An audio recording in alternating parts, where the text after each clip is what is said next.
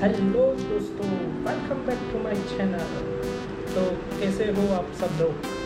अच्छे ही होंगे। और आज की जो ड्राइंग है तो कुछ स्पेशल होने वाली है। तो 15 रुपीज़ की जो स्केच पेन आती है, जो छोटे बच्चे यूज़ करते हैं स्कूल वगैरह में, उससे करने वाले हैं। तो मैं भी फर्स्ट टाइम यूज़ कर रहा हूँ। ये 15 रुपीज़ का ही है और डोम्स कंपनी का है और 12 वाटर कलर्स पेन्स है और ज़्यादा कलर्स नहीं है और ये पॉप आर्ट जैसा हो सकता है ड्राइंग।